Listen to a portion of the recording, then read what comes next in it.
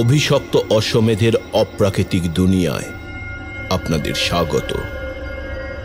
আজ আপনাদের জন্য থাকছে রমিত করের কলমে নির্জনতার বিভীষিকা।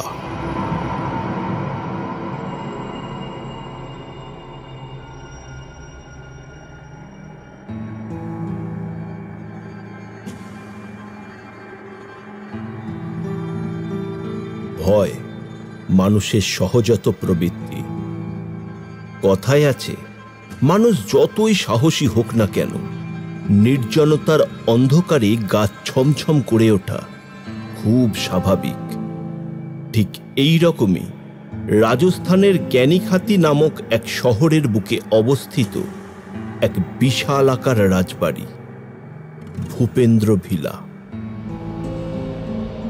দিনের বেলা তার আশেপাশে লোকজনের ভিড় থাকলেও সন্ধ্যার পরে অন্ধকার নেমে আসলেই সেখানে মানুষের চিহ্ন মাত্র পাওয়া যায় না। শুধু ভেসে আসে বাদুড়ের কিচিরমিচির শব্দ আর এক প্রকাণ্ড অট্টহাসি। কখনো দেখা গেছে এক ছায়ামূর্তি হেঁটে বেড়াচ্ছে ছাদের ধার ঘেঁষে, আবার কখনো ঠিকরে বেরিয়ে আসা দুই চোখ যেন অদ্ভুত ধোঁয়ার মাঝে দেখছে কাউকে। এইসব দেখেছে অনেকেই। সেই থেকে ভিলার বিভীষিকায় শহরবাসী এমনই ভীত যে তার আশেপাশে কোনো মানুষের বসবাস নেই। বেশ কয়েকবার খবরের কাগজের শিরোনামে উঠে এসেছে এই ভিলার নাম। শোনা যায় সেই ভিলায় কোনো মানুষ প্রবেশ করলে নিরুদ্দেশ হয়ে যায়, আর তার দেহ পর্যন্ত খুঁজে পাওয়া যায় না। পুলিশের খাতায় এই ঘটনার কোনো ব্যাখ্যা মেলেনি, তা কেবল ফাইলে চাপা পড়ে আছে। বহু ভিডিও এবং তথ্য আছে এই জায়গাটিকে কেন্দ্র করে। একদিন সকালে অরিন্দম চায়ের কাপ হাতে ইন্টারনেট ঘাঁটতে ঘাঁটতে এইরকমই এক ভিডিও দেখতে পায় এবং এই জায়গা ও ভিলার সম্পর্কে জানতে পারে।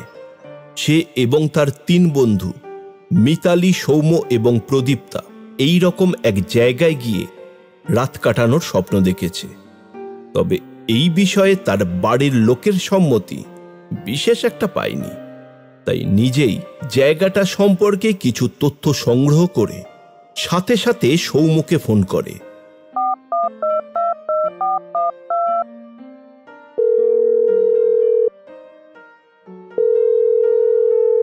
হ্যালো সৌম্য। হ্যাঁ বল। তোকে একটা লিংক দিয়েছি, এখনই দেখ। দাঁড়া দেখছি। হ্যাঁ দেখ দেখ, আমি ওয়েট করছি। আরে সাবাস, এ তো দারুণ ব্যাপার রে। হ্যাঁ তা কবে যাচ্ছি আমরা বল এবার। আরে মিতালিদের বলতে হবে তো। আহা, আমি বারণ কখন করলাম? এক কাজ কর, আজ বিকেলে তোরা আমার বাড়ি আয়, সমস্তটা ফিক্স করে নি। বেশ, আসছি 6টা নাগাদ। কাকিমাকে চায়ের ব্যবস্থা করতে বলিস কিন্তু। আচ্ছা বলবো। দেখতে দেখতে ঘড়িতে তখন সন্ধ্যা প্রায় 6টা। কলিং বেল বাজতেই অরিন্দম দরজা খুলে দেখতে পায় তার 3 বন্ধুর আগমন ঘটেছে। আয় ভিতরে আয়। বলছি কবে যাব কিছু ঠিক করেছিস? মানে কিভাবে কি যাব কিছু জানিস? কথা শেষ হয়ে ওঠার আগেই অরিন্দমের মা বলেন, কোথায় যাবি তোরা আবার? আরে রাজস্থান যাব, বহুবার ভেবেছি, যাওয়া হয়নি। হঠাৎ রাজস্থান কেন? মানে বহুবার ওই উঠের পিঠে চড়বো ভেবেছি, কিন্তু হয়ে ওঠেনি, তাই আর কি। ও তাই বল। দেখিস তোরা আবার কিছু ভুলভাল ঝামেলায় জড়িয়ে পড়িস না। আরে না গো, তুমি এবার একটু চা দাও তো। এই সৌম্য, চল তোরা আমার ঘরে চল। ঘরে ঢুকে যে যার মতো বিছানা চেয়ার দখল করে বসে তাকিয়ে থাকে এক দৃষ্টে অরিন্দমের দিকে। কিরে তোরা ওরকম করে কি দেখছিস? না মানে জায়গাটা সম্পর্কে তুই যে রিসার্চ করেছিস তার বলার অপেক্ষা রাখে না, তবে এবার একটু বিস্তারিত জানতে চাই, তাই আর কি। সবাই অধীর আগ্রহে অপেক্ষায় আছি। বলবো, তবে তার আগে দুপুরে কিছু জিনিস আর কিছু আর্টিকেল পড়লাম, জানিস। আমার মনে হয় তোদের একবার সেগুলো দেখা উচিত। অরিন্দম নিজের ল্যাপটপটা ডেস্কের উপর থেকে নিয়ে একটা ভিডিও প্লে করল। তাতে ফারহান আহমেদ বলে একজন প্যারানর্মাল অ্যাক্টিভিটিস্ট সেই রাতের একটা ক্লিপ রেকর্ড করেছিল। সেই পেন ড্রাইভ ছাড়া পরের দিন আর কোনো কিছুই খুঁজে পায়নি পুলিশ। ফারহানের ভিডিওতে ফারহান অত্যন্ত ভীত হয়ে বলছে, আজ ডিসেম্বরের 7 তারিখ 2023 সাল, রাত এখন প্রায় 2:30টায়। আমরা 6 জন মিলে এই জায়গা নিয়ে গবেষণা করতে এসেছিলাম, কিন্তু কিন্তু এখন আমি ছাড়া এখানে জীবিত কোনো মানুষের অস্তিত্ব নেই। হয়তো হয়তো আমার অস্তিত্ব আর কিছুক্ষণ পরেই এই নির্জনতার মাঝে হারিয়ে যাবে। ভিডিওটা শেষ হতেই একটা জিজ্ঞাসীনু দৃষ্টি সবার চোখে মুখে। এমন সময় প্রদীপ্তা বলে উঠল, অরিন্দম, তোর জায়গাটা একটু বেশি ভয়ঙ্কর মনে হচ্ছে না? দেখ, আমরা চিরকাল এই ভৌতিক জিনিস অনুভব করতে চেয়েছি। সারা শহরে কত জায়গায় রাতে ঘুরেছি শুধুই ভূতের দর্শন চাই বলে। তবে আজ যখন এমন একটা জায়গার সন্ধান পেয়েছি, একবার যাব না? এসবের মাঝে মিতালি বলে, দেখ, কথা সেটা না। যদি ওখানে গিয়ে আমরাই না জীবিত ফিরি, তবে এই ভৌতিক অ্যাডভেঞ্চারের কি মানে থাকবে? ধুস, তোদের জন্য এসব ভূতের দর্শন নয়। তোদের সমস্যা থাকলে বাড়িতে থাক, আমরা দুজনে যাচ্ছি। তোরা ওই পুতুল দেখে আর ভৌতিক কাহিনী শুনে মজা পাবি। বাজে বকিস না, যেতে হলে 4 জন যাব। ঠিক আছে অরিন্দম, ডেট ফাইনাল কর, আমরা সবাই যাব। সাবাস, এই তো চাই। এই যে সোমো, চা এসেছে বোধহয়, জানি আয়। একদম, এক্ষুনি যাচ্ছি। কতক্ষণ ধরে একটু চায়ের অপেক্ষায় বসে আছে। চায়ের কাপ হাতে নিয়ে অরিন্দম বলতে শুরু করলো, দেখ, আজকে নভেম্বরের 27 তারিখ 2024-এর, আর আমরা ডিসেম্বরের 8 তারিখ রওনা দেব। কিন্তু এত তাড়াতাড়ি যাওয়ার ব্যবস্থা হবে কি করে? হ্যাঁ, সেটাই তো। তোরা কি ভাবছিস আমি ব্যবস্থা না করে বলছি? তোদের আসার আগেই আমার সব বন্দোবস্ত হয়ে গেছে। তবে যাওয়ার সময় ফ্লাইট ধরতে হবে, আর ফেরার সময় এই অল্প সময়ে ট্রেনের টিকিট পাওয়া অসম্ভব। বাহ, অসাধারণ। আচ্ছা, তারপর? একটু ধৈর্য ধর, বলছি আমি। আচ্ছা বেশ, বল। আচ্ছা শোন, তোরা সবাই আমার বাড়ি 1টা নাগাদ পৌঁছে যাবে। একসাথে লাঞ্চ সেরে ওই 2টো নাগাদ বেরিয়ে যাব। আমরা ওই দিন 4টের ফ্লাইট ধরে রওনা দেব। রাজস্থান পৌঁছতে পৌঁছতে প্রায় 6:30 বাজবে। তারপর সেখান থেকে আমাদের বুক করা গাড়ি সোজা ভূপেন্দ্র ভিলা। তবে হ্যাঁ, যেহেতু আগেই বলেছি অন্ধকার নামলে ওখানে কোনো মানুষ যেতে চায় না, তাই ভিলা থেকে মিনিট কুড়ির দূরত্বে আমাদের নামিয়ে দেবে। তবে বাকি রাস্তা? বাকি পথটা আমাদের হেঁটেই যেতে হবে। আর হ্যাঁ, কিছু জিনিস অবশ্যই সঙ্গে রাখতে হবে। যেমন টর্চ, দেশলাই, মোমবাতি সবার কাছেই যেন থাকে। কারণ ওরকম একটা পুরনো ভিলা আর ভিডিও দেখে যা মনে হলো ইলেকট্রিসিটি নেই বললেই চলে। সবই তো বুঝলাম, কিন্তু আরেকবার ভেবে দেখলে হয় না অরিন্দম? মানে বাড়িতে মিথ্যে বলে যাচ্ছি, তার উপর ওরকম একটা ভয়ঙ্কর জায়গা। রাতে আমরা 4 জন থাকবো, কিছু একটা হয়ে গেলে। দেখ প্রদীপ্তা, আমরা সম্পূর্ণ মিথ্যে তো বলছি না, অর্ধেক সত্যি বলছি। আর তোর কি মনে হয় আমরা বাড়িতে যদি বলি ওখানে যাচ্ছি, রাজি হবে সবার বাড়িতে? সমস্তটাই বুঝতে পারছি, কিন্তু দেখ, বারবার এইভাবে কিন্তু কিন্তু করিস না। একটা হন্টেড প্লেসে রাত কাটাবো, এক্সাইটমেন্ট ভেবেছিস? এই শোন, চল এবার। মিতালি আর প্রদীপটা, রাত প্রায় 9:30 বাজে। তোদেরকে বাড়ি পৌঁছে দিয়ে আমিও বাড়ি যাব। আর একটু বসতে পারতি? না রে, ব্যাগ গোছাতে হবে, হাতে সময় কোথায়। আচ্ছা বেশ। এই বলে সৌম্য ও বাকি সকলে বাড়ির উদ্দেশ্যে রওনা দেয়। দেখতে দেখতে তাদের দীর্ঘ কাঙ্ক্ষিত ভূপেন্দ্র ভিলা ভ্রমণের দিন চলে এলো। ঘড়ির কাঁটায় বেলা তখন 12:45। অরিন্দম অধীর আগ্রহে অপেক্ষা করছে সৌম্যদের আসার। অবশেষে সৌম্যরা এসে পৌঁছালে লাঞ্চ শেষ করে একটা গাড়ি বুক করে রওনা দিল এয়ারপোর্টের উদ্দেশ্যে। ফ্লাইট ধরে যখন রাজস্থানে পৌঁছেছে প্রায় 6:40 বেজে গেছে। আর সময় নষ্ট না করে একটা লোকাল গাড়ি ভাড়া করে অরিন্দম, সৌম্য ও মিতালি এবং প্রদীপ্তা একসাথে ভূপেন্দ্র ভিলার দিকে রওনা দেয়।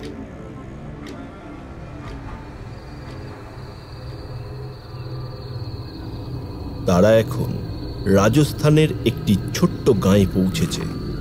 সেখানে গাড়ি থেকে নেমে হেঁটে যেতে হবে। রাত তখন প্রায় 11টা। বাতাসে ঠান্ডা লাগছে। দূরের আকাশে ঝলমল করছে একাধিক তারা।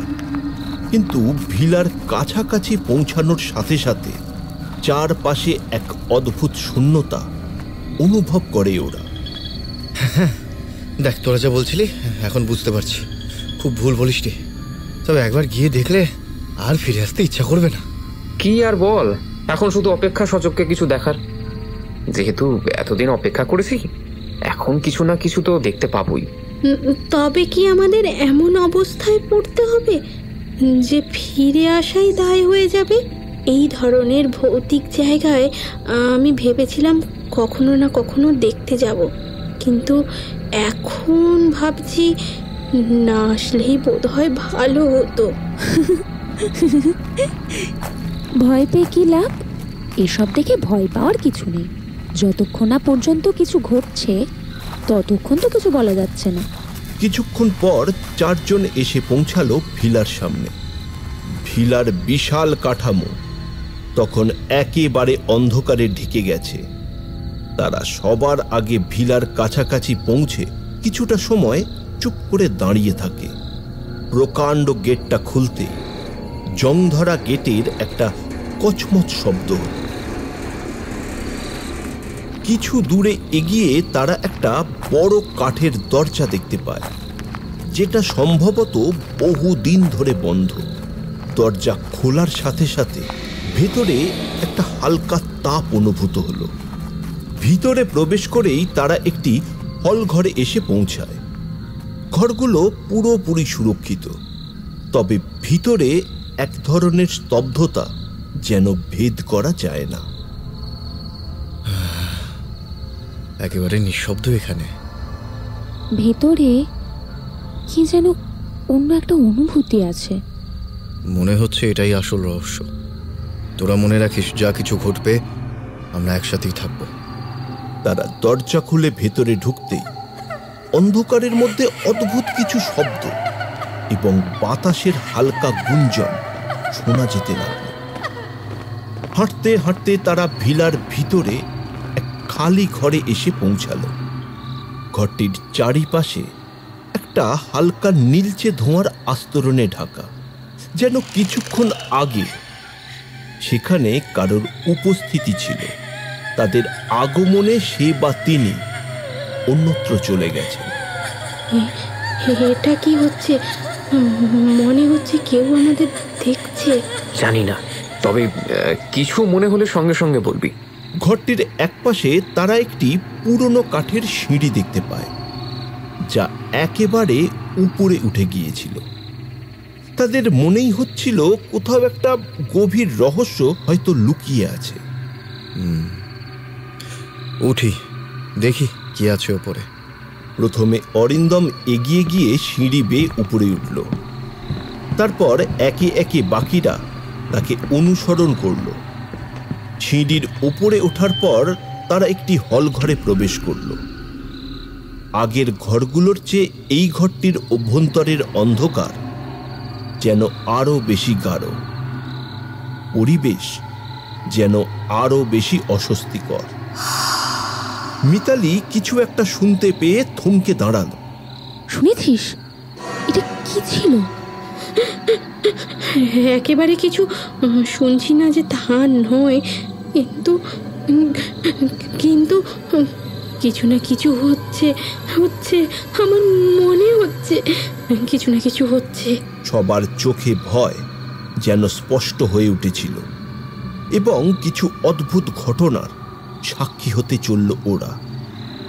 সবার টর্চের আলো একে একে মলিন হতে লাগলো। হঠাৎ চারপাশে একটা কর্কশ হাসির শব্দ শোনা গেল, যেন কোনো অদৃশ্য শক্তি তাদের মনের গভীরে ঢুকে পড়েছে। এই কি হচ্ছে? আমি তো বলেছিলাম ফিরে আসা উচিত ছিল। একটু ধৈর্য ধর, ভয় পাওয়ার কিছু নেই। একটি গা ছমছমে অনুভূতি তাদের সবার মধ্যে ছড়িয়ে পড়ল। চারপাশের বাতাস যেন ভারী হয়ে উঠল। হঠাৎ একটা তীব্র শীতলতা তাদের শরীরে প্রবাহিত হতে লাগলো। ঠিক সেই মুহূর্তে তারা একটা কল্পনা শক্তির মতো ছায়ামূর্তি দেখতে পেল দরজার দিকে। তাদের কাছে পৌঁছানোর আগে সেই ছায়ামূর্তিটি হঠাৎ আবার কোথায় বিলীন হয়ে গেল। অরিন্দম, অরিন্দম, এটা কি ছিল? কিছু একটা অস্বাভাবিক হচ্ছে অরিন্দম। চুপ কর, সাবধানে থাক। এখানে কিছু একটা আছে, কিন্তু আমরা যদি ভীত হয়ে চলা শুরু করি সেটা আমাদের জন্য ভয়াবহ হয়ে যাবে। তারা আবার সাহস সঞ্চয় করে নিয়ে ঘর থেকে বের হতে চেষ্টা করল, কিন্তু মনে হচ্ছিল তাদের পিছু নেয়া সেই অদৃশ্য শক্তি তাদের টেনে নিয়ে চলেছে কোনো এক পাতালের গহন অন্ধকারে। ক্রমশ ভারী হয়ে পড়ছিল তাদের শরীরটা। সেই ভয়াবহতার মধ্যে সময় কেমন যেন থমকে গিয়েছিল। ভিলার গা ছমছম করা পরিবেশ তাদের বিভ্রান্ত করছে, এবং তারা যতই চেষ্টা করছে পালানোর, ততই রহস্যের নতুন দিক উন্মোচিত হচ্ছে তাদের সম্মুখে। ভূপেন্দ্র ভিলার অন্ধকার ঘর থেকে বের হওয়ার জন্য তারা আবার দরজা খোলার চেষ্টা করল, কিন্তু দরজাটি যেন আগের চেয়েও আরো ভারী হয়ে উঠেছিল। প্রদীপ্তা ভীত সন্ত্রস্ত হয়ে দরজায় ধাক্কা দিতে শুরু করল, কিন্তু তাতে কোনো লাভ হলো না। কিছু করতে পারছি না, দরজা কেন খোলেনি? কিছু করতে পারছি না, এখানে কিছু একটা হচ্ছে, কিছু একটা হচ্ছে। শান্ত হয়ে থাক প্রদীপ্তা, তুই ভয় পেয়েছিস। আমরা একসাথে আছি, একসাথেই বের হব। সৌম্য এবং মিতালি এবার নিজেদের মধ্যে ফিসফিস করতে শুরু করল। তাঁদের চোখে ভয় এবার আরো স্পষ্ট হয়ে উঠেছিল, কিন্তু অরিন্দম তখনও দৃঢ়। সে জানতো ভয় পেলে কিচ্ছু হবে না, বরং একে অপরকে সাহায্য করতে হবে। আমাদের একসাথে থাকতে হবে, সবাই আমার পিছনে থাক, আমরা বের হতে পারবো। তারা মৃদুভাবে একত্রে দরজায় ধাক্কা দিতে থাকলো, কিন্তু সেই মুহূর্তে তাদের অলক্ষ্যে ঘরের চারিপাশের পরিবেশ হঠাৎ করে যেন পাল্টে যেতে থাকলো। এক কর্কশ বিদ্রুপাত্মক খ্যানখ্যানে হাসি তাদের কর্ণকুহরে বয়ে নিয়ে এলো এক হিমেল বাতাস। তারা শিহরিত হলো, বুঝতে পারল কোনো অদৃশ্য শক্তি তাদেরকে ঘিরে ফেলেছে। হঠাৎ মিতালি হুড়মুড়িয়ে পিছনের দিকে তাকালো। দেখ দেখ, সে যেন আমাদের পিছু নিচ্ছে। চল চল চল, আর একটু দ্রুত চল। একটি গভীর শ্বাস নিয়ে তারা আরো দ্রুত পা চালালো। প্রতিটি পদক্ষেপ যেন ভয়ের সাথে সঙ্গতিপূর্ণ হয়ে উঠল। যতই তারা এগিয়ে যেতে লাগলো, ততই মনে হচ্ছিল পেছনে সেই অদৃশ্য শক্তি তাদেরকে অনুসরণ করছে। দরজা থেকে কিছু দূর এগোনোর পর হঠাৎ করে এক ভীতিকর আছাড়ের শব্দ শোনা গেল। না না না না, এবার আমাকে আর ধরতে পারবে না। তারা বুঝতে পারছিল যে তাদের কিছু না কিছু করতেই হবে। অন্ধকার এবং শূন্যতা তাদেরকে ঘিরে ফেলেছে, যেন এই ভিলার ভিতরে রহস্যের কোনো সমাধান নেই। সৌম্য তার শেষ শক্তি দিয়ে দরজায় ধাক্কা দিয়ে চলেছে অনবরত, কিন্তু কিছুতেই দরজা খুলতে আর পারছে না। মনে হচ্ছিল সেই ঘর থেকে বোধহয় তাদের আর মুক্তি নেই। হঠাৎ এমন সময় সবার একসাথে ধাক্কাতে দরজা খুলে গেল। দেখা গেল সিঁড়ি নেমে গেছে আবার। সিঁড়ি দিয়ে বেশ কিছুক্ষণ নামার পর, এটা কি? এটা কি? কোথায় যাচ্ছি আমরা? না না না, এখানে না, কিছু একটা এখানে ঠিক নেই। ফিরে চল, ফিরে চল। এটা কি আবার কোনো গোপন পথ? তারা আরো একটি মুহূর্তের জন্য থেমে গিয়ে পরস্পরের মুখের দিকে তাকালো। সৌম্য, মিতালি এবং প্রদীপ্তা বুঝতে পারছে তারা কি ভয়ঙ্কর বিপদে আটকে পড়েছে। তাদের সামনে কি ভয়ঙ্কর বিপদ অপেক্ষা করছে।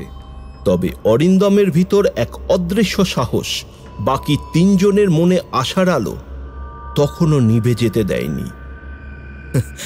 কিছু হবে না, ঠিক বেরিয়ে যাবো, চিন্তা করিস না। ফিরে যাওয়ার কোনো সুযোগ নেই, শুধু একসাথে থাকলেই সব পারবো আমরা। তারা সেই অন্ধকার পথ ধরে এগিয়ে যেতে লাগলো। সিঁড়ি দিয়ে নামার পর আবার একটা লম্বা পথ, সে পথ যেন অন্তহীন। এই ভিলা থেকে বের হবার জন্য তাদের একমাত্র উপায় ছিল সেই অন্ধকার পথটা অনুসরণ করা। তারা যখন সেই পথ ধরে আরো গভীরে যেতে লাগলো, কিছু অদ্ভুত ভীতিপ্রদ শব্দ শুনতে পেল তারা। হঠাৎ এক অজানা শীতলতা তাদের শরীরের মধ্যে প্রবাহিত হয়ে গেল। সেই হিমশীতল অনুভূতি তাদের জানান দিয়ে গেল এই জগতে তারা অনাহুত। তারা একটি বড় কামরার কাছে পৌঁছালো, যেখানে বিশাল এক আয়না ছিল। তবে আয়নাটার ভেতরেও কিছু অদ্ভুত প্রতিচ্ছবি দেখতে পেল তারা। কিছু সময়ের জন্য ঘরটি যেন শূন্যতায় একাকার হয়ে গেল। তারা দেখল তাদের নিজেদের প্রতিচ্ছবি যেন কিছুটা বিকৃত হয়ে গিয়েছে। সেই মুহূর্তেই ঘরটি হঠাৎ ঢেকে যেতে লাগলো এক অদৃশ্য কালো ধোঁয়া। এটা কি হচ্ছে? আমরা কি আর বাঁচবো? না, আমরা বাঁচবো। আমরা একসাথে আছি, কিছু না কিছু পথ আছে, বিশ্বাস রাখ, কোনো না কোনো ভাবে বের হবই আমরা। এক তীব্র কম্পন অনুভূত হলো ঘরের মধ্যে, এক ভয়ঙ্কর আওয়াজ। চারপাশে শুধু অন্ধকার আর তীব্র কোলাহল। তারা বুঝতে পারল তাদের সময় ফিরিয়ে আসছে। এবার সত্যিই কি তারা বেঁচে ফিরতে পারবে, নাকি ভিলার অন্ধকারের মধ্যে হারিয়ে যাবে?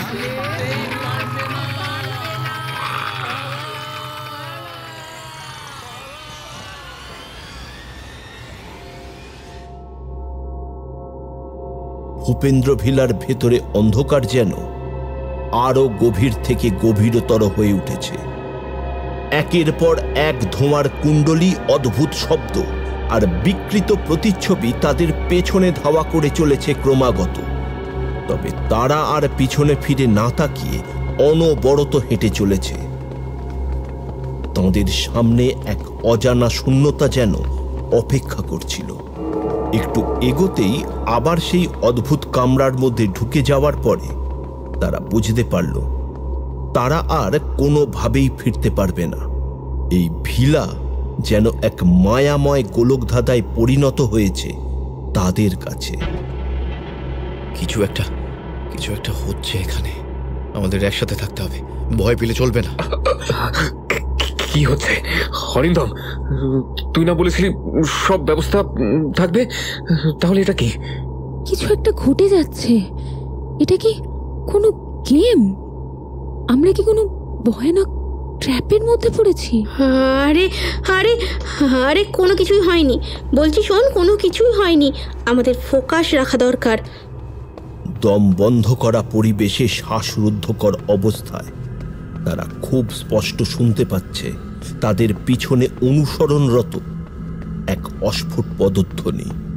তাদের কপালের বিন্দু বিন্দু ঘাম জানান দিয়ে যাচ্ছে তাদের চরম উৎকণ্ঠা। কিন্তু তাদের সামনে তখন আর কোনো পথ দেখা যাচ্ছিল না। একে একে তারা সেই অদ্ভুত কামরার ভিতরে ঢুকে পড়তে বাধ্য হলো। তারপরে দরজা সশব্দে বন্ধ হয়ে গেল। না না, এটা ঠিক নয়, কোনো কিছু হচ্ছে না, আমাদের বের হতে হবে। দেখ, এবার আমাদের কিছু একটা করতে হবে। শুধু পালানোর চেষ্টা করলে কিছু হবে না। সামনে কি আছে সেটা তো আমরা জানি না, তবে একে একে আমাদের বের হতে হবে। তাদের চোখে তখন বিভ্রান্তি আর আতঙ্ক, কিন্তু তখনই তারা বুঝতে পারল যে কেউ যেন তাদের ভীত করে রেখেছে। তা কোনো ভূত কিংবা দানব কিনা তা খুব একটা স্পষ্ট নয়। তারা কোনো প্রকারে সেই অজানা শক্তির থেকে মুক্তি চাইছিল, কিন্তু সেই অদৃশ্য শক্তি তাদের গতিরোধ করছে বারংবার। তারা আরেকটু এগোতেই সেখানকার এক কোণ থেকে অদ্ভুত নীলচে আভা দেখতে পেল। কিছুক্ষণের মধ্যে সেই আভা এমন এক অদ্ভুতভাবে রূপ বদলাতে শুরু করল যেন তা তাদের মননের গভীরে ভীতির সঞ্চারের কারণ হলো। এই কি, এখানে কি কিছু আর একটা আছে। চুপ, একটু শোন মিতালি, দেখ এটা কিছু না কিছু হতে পারে। আমরা কিভাবে পারি এটার মোকাবিলা করতে সেটাই ভাবছি। তাদের সামনে তখন এক ভয়াবহ দৃশ্য হাজির। সেই নীলাভ আভা থেকে অদৃশ্য শক্তি ক্রমে বের হয়ে এসে তাদের চারপাশ থেকে ঘিরে ধরতে লাগল। ভিলার আভ্যন্তরীণ অংশে সৃষ্ট এক মায়াবী কুয়াশার আস্তরণ সূচিভেদ্র অন্ধকারকে আরো গাঢ় করে তুলল। অরিন্দম, অরিন্দম, হে কি হচ্ছে? কি কি এই তো আমার মনে করছিলাম শুধু ভয় আছে, কিন্তু আসলেই কিছু হচ্ছে অরিন্দম, আসলেই কিছু হচ্ছে। ধৈর্য ধর, কোনো কিছু ভেবে বের করতে হবে। আমরা আগে বের হয়ে আসবো, শুধু বিশ্বাস রাখ। ঠিক সে সময়ে সমস্ত পরিবেশ অদ্ভুতভাবে বিঘ্নিত হতে লাগলো। সিঁড়ির নিচ থেকে তাদের কানে ভেসে আসতে লাগলো আবার পায়ের শব্দ। তারা সকলে চমকে উঠল, বুঝতে পারল তারা ছাড়া এই ভিলাতে অন্য কারোর উপস্থিতি বর্তমান। তারা দেখতে পেল অদ্ভুত চোখের দুটি দেহ ভাঙা প্রতিচ্ছবি। ভিলার প্রতিটি দেয়াল থেকে অদ্ভুত এক মায়াবী আকর্ষণ অনুভব করল তারা। তাদের মনে হতে শুরু করে যেন কোনো গোলক ধাঁধায় আটকে গেছে তারা। এগিয়ে চল, কিছু একটা বের করতে হবে, সময় শেষ হয়ে যাচ্ছে। তারা ভয়ে অস্থির হয়ে ওঠে, কিন্তু একসাথে এগিয়ে চলতে থাকে। তবে তাদের আশ্চর্যজনকভাবে একের পর এক প্রতিপক্ষের মুখোমুখি হতে হচ্ছিল। তাদের চোখের দৃষ্টি এতটাই ভীতিকর যা দেখা মাত্র সবাই আরো অস্থির হয়ে যাচ্ছিল। ঠিক সেই মুহূর্তে অরিন্দম খেয়াল করল তারা যে পথে এগোচ্ছে সেটা অবশেষে সেই ভুতুড়ে কামড়ার দিকেই নিয়ে যাচ্ছে। দেখ এই পথটা, জানিস আমি মনে করি এটাই আমাদের শেষ চেষ্টা। কিছু একটা করতে হবে, এবার মনে হয় আমরা বেরোতে পারবো। সবার সামনে তখন এক ভয়ঙ্কর অন্ধকার, যেখানে আশা, সাহস, ভয়ের মিশ্রণ একাকার হয়ে যাচ্ছে। তাদের কি শেষ পর্যন্ত ভূপেন্দ্র ভিলার ভেতর থেকে বের হওয়ার কোনো উপায় হবে, অথবা তারা সেখানে হারিয়ে যাবে? এই সব প্রশ্ন ক্রমাগত মনের মাঝে বিঘ্নতার সৃষ্টি করছিল।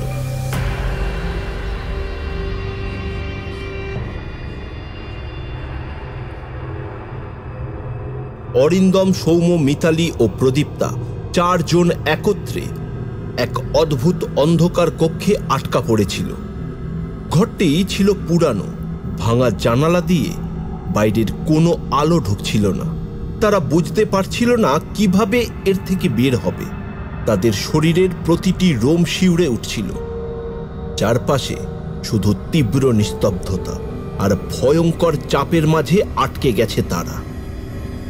আরে একবার তো বলেছিলাম যে আমরা এখানে আসলে বিপদে পড়ব, এখন কি করব?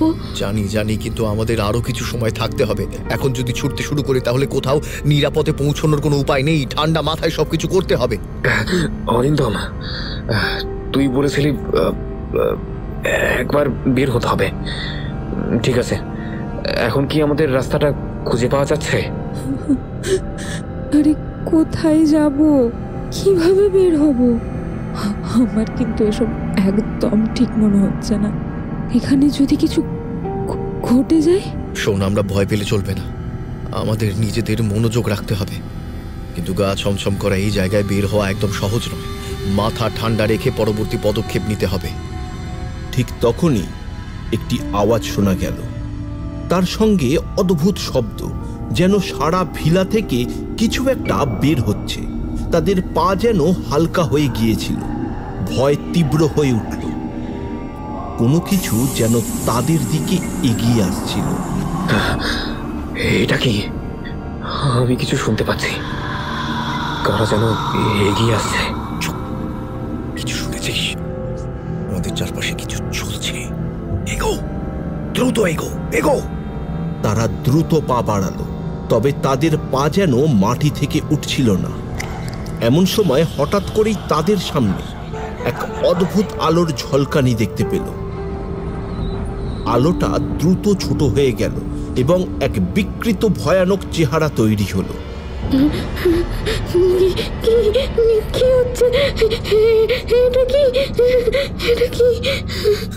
কিছু না, আমাদের ভয় পেলে চলবে না। এগিয়ে চল সবাই। কিন্তু তখনই ভিলার অভ্যন্তর থেকে এক অদ্ভুত চাপা হাসির শব্দ শোনা গেল, যেন কেউ তাদের উপহাস করছিল। এটা তাদের ভেতরে আরো বড় আতঙ্ক সৃষ্টি করলো। না, আর থাকতে পারছি না, আমি যাচ্ছি। মিতালি, দাঁড়া, ভয় পেলে চলবে না, আমরা সবাই একসাথে আছি, কিছু একটা করতে হবে। ঠিক সেই মুহূর্তে এক ভয়ঙ্কর আঘাত তাদের উপর আছড়ে পড়ল। এমন একটি ধাক্কা ছিল যা তাদের পুরো শরীরকে চরমভাবে নাড়িয়ে দিয়েছিল। তারা একে একে চমকে উঠল, কেউ বসে পড়ে গেল, কেউ সরে যেতে চাইল। ভয় ও আতঙ্কে সবাই অস্থির হয়ে পড়ল। এটা কি? আমাদের কিছু করতে হবে, আমাদের যেতে হবে। তাদের সামনে তখন পুরো ঘরটি ভয়ঙ্কর রূপ নিয়েছে। কোনো এক অন্ধকার সত্তা যেন তাদের ওপর নিয়ন্ত্রণ প্রতিষ্ঠা করে ফেলেছে। তারা জানতো না কখন তাদের শেষ সময় আসবে বা কখন তারা সেখান থেকে পালাতে পারবে। আমরা এখন ভয়ে ভুগতে পারি না। যদি কিছু না করতে পারি তাহলে সত্যিই হারিয়ে যাব। আমাদের শেষ চেষ্টা করতেই হবে। ঠিক তখন তাদের সামনে একটি আবছা অবয়বের রূপ নিয়ে হাজির হলো সেই অদৃশ্য শক্তি। তাকে দেখে মনে হচ্ছিল যেন সে তাদের শাসন করছে। তার চোখে অদ্ভুত এক দৃষ্টি, তার হাসি যেন ঘরের প্রতিটি কোণায় অনুরণিত হয়ে উঠতে লাগলো। এটা কি? এটা কি হচ্ছে? আমাদের পিছু হটলে চলবে না, একত্রিত হয়ে কিছু করতেই হবে। তাদের সামনে এক ভয়ঙ্কর মুহূর্ত এসে উপস্থিত। সেই মুহূর্তে কেউ হয়তো বুঝতে পারছিল না শেষ পর্যন্ত তাদের কি হবে। ভূপেন্দ্র ভিলার এই বিভীষিকা তাদের জীবনে সবচেয়ে বড় আতঙ্কে পরিণত হয়েছিল। তাদের সামনে একমাত্র পথ ছিল একত্রিত হয়ে শত্রুর বিরুদ্ধে লড়াই করা। কিন্তু সে যাত্রা কি শেষ পর্যন্ত তারা সফল হতে পারবে? এই সব হাজার প্রশ্নের ভিড়ে তারা অস্থির হয়ে উঠছিল। তাদের এই বিভীষিকার আদতে কোনো শেষ আছে কি না তা বুঝে ওঠা দুষ্কর হয়ে উঠেছিল। অরিন্দম, সৌম্য, মিতালি, প্রদীপ্তা একত্রিত হয়ে দাঁড়িয়েছিল। ভূপেন্দ্র ভিলার ভিতরে এক অদৃশ্য শক্তি তাদেরকে ঘিরে রেখেছে। তাদের চারপাশে অসংখ্য অদ্ভুত আওয়াজ ও এক শ্বাসরুদ্ধকর নিস্তব্ধতা অনবরত ভয়াবহতার মাত্রা যেন অতিক্রম করে চলেছিল। এখন তাদের সামনে একটাই লক্ষ্য, এই বিভীষিকা থেকে বের হওয়া। দেখ, আমাদের কিছু একটা করতে হবে, ভয় পেলে তো চলবে না। ঠিক বলেছিস সৌম্য, কিন্তু কিভাবে? আমরা যদি বের হতে পারি তবে একটাই রাস্তা, এখানকার অন্ধকার শক্তির মুখোমুখি মোকাবিলা করা। কিন্তু এখানে তো কোনো প্রমাণও নেই যে আমরা নিরাপদে বের হতে পারবো। কেউ কিছুই জানে না এখানে। আমি তো জানি না কি করব। কিছু একটা করতে হবে, না হয় আমরা এখানে অনন্তকাল বন্দি হয়ে পড়ব। না না না, আর কিছুই না, এটাই শেষ সুযোগ, এটাই শেষ সুযোগ। ঠিক আছে, আমরা একসাথে থাকলে কিছু একটা করতেই পারবো। আমাদের সাহস হারালে হবে না, আমাদের বিশ্বাস রাখতে হবে। এরপর সবাই একত্রে সিদ্ধান্ত নিল তারা একত্রিত হয়ে বাইরে বেরোনোর পথ খুঁজে বের করবে, যেটি তাদের নিরাপদে ভিলার বাইরে পৌঁছে দিতে পারে। তারা জানত সময় আর বেশি নেই। তারা ভিলার পেছনের অংশে গিয়ে দেখল এক প্রাচীন দরজা খোলা ছিল। দরজার পেছনে এক অন্ধকার সড়ক চলে গিয়েছিল। তবে তারা জানত এই পথ তাদের মৃত্যুর দিকে নিতে পারে, অথবা সশরীরে জীবিত অবস্থায় বাইরে নিয়ে যেতেও পারে। তারা একে অপরকে চুপ করে দেখল, তারপর সিদ্ধান্ত নিল এগিয়ে যাওয়ার। সবাই প্রস্তুত তো? একসাথে চলবো, কাউকে পেছনে ফেলবো না। সবাই একসাথে দরজা দিয়ে বের হলো। বাইরে তখন তীব্র অন্ধকার, কিন্তু তাদের কাছে ছিল তাদের একমাত্র আলো, টর্চ। তাদের প্রতিটি পদক্ষেপ যেন মাটির মধ্যে ডুবে যাচ্ছিল। চারপাশে শুধু ভয়ের চাপ। কিভাবে বের হব? কোথায় কোথায় যাব কিছু বুঝতে পারছি না।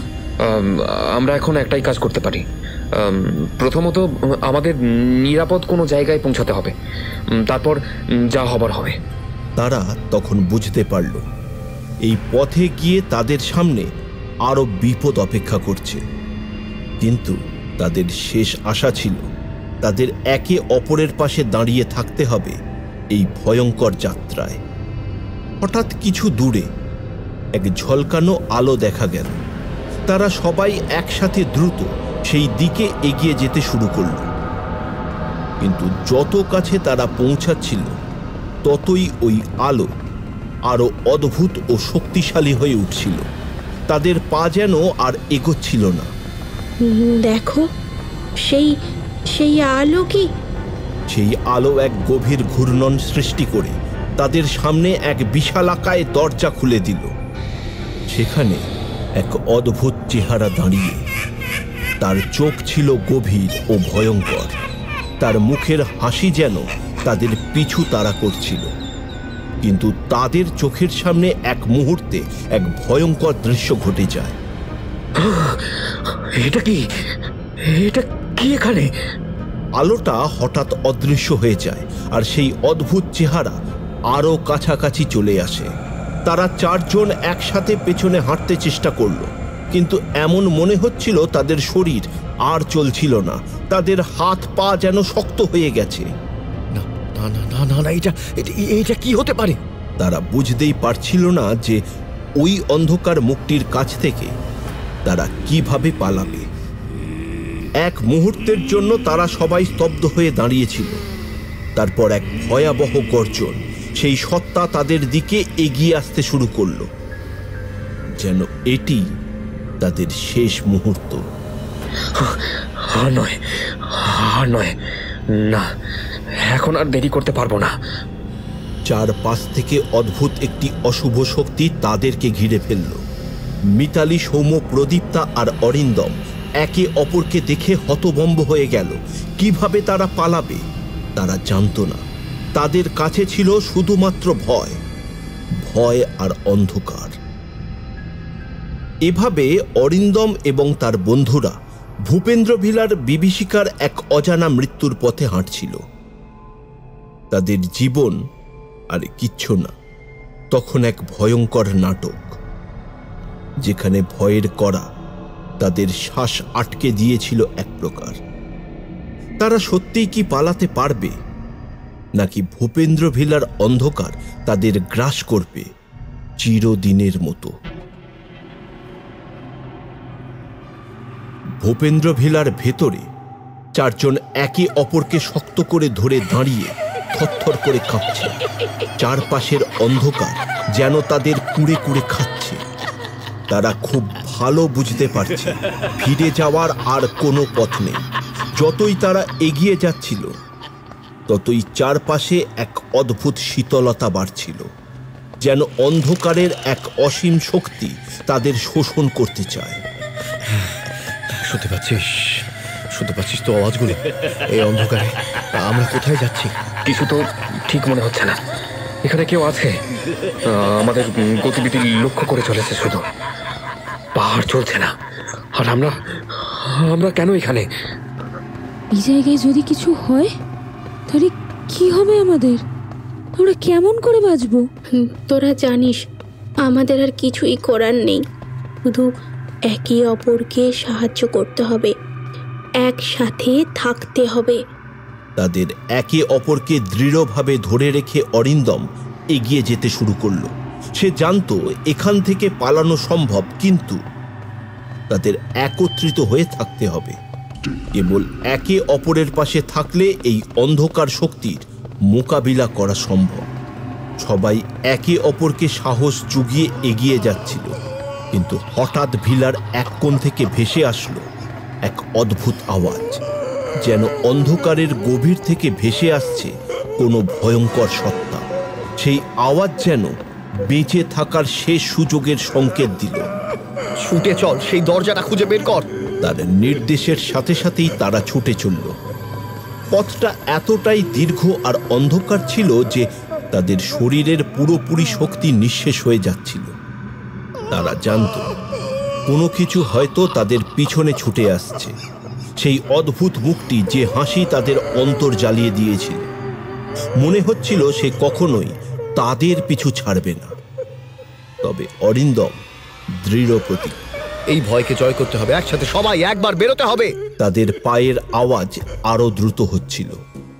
তারা এক জায়গায় এসে দাঁড়ালো। সেখানে একটি পুরনো কাঠের দরজা ছিল।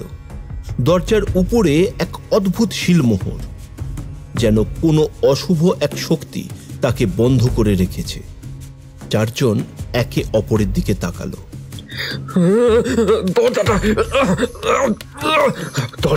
দরজাটা খুলছে না কেন?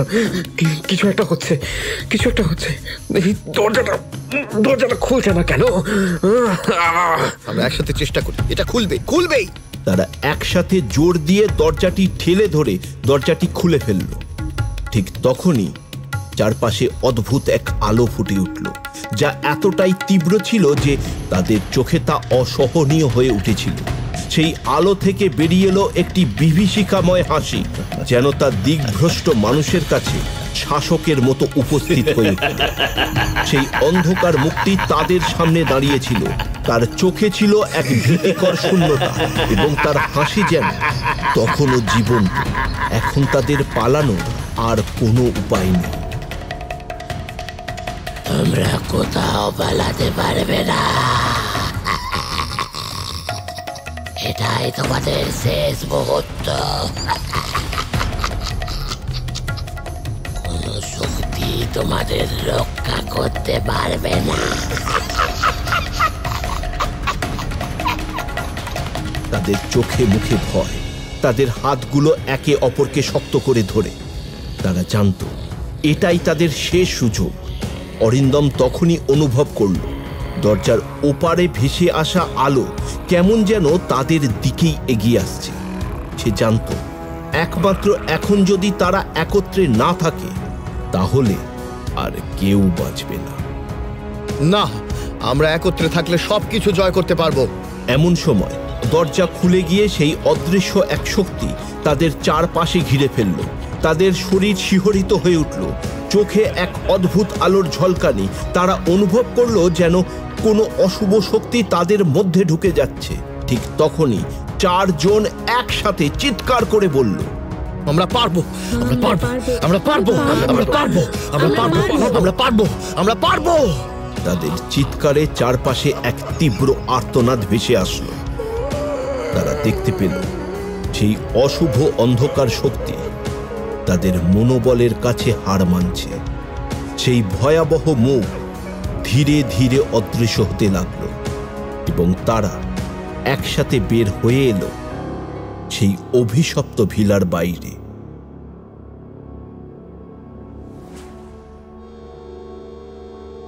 যখন তারা বাইরে এলো, দেখলো সূর্যের আলো ফুটেছে, ঠিক যেন তাদের জীবনে এক নতুন দিনের সূর্য ওঠার পূর্বাভাস।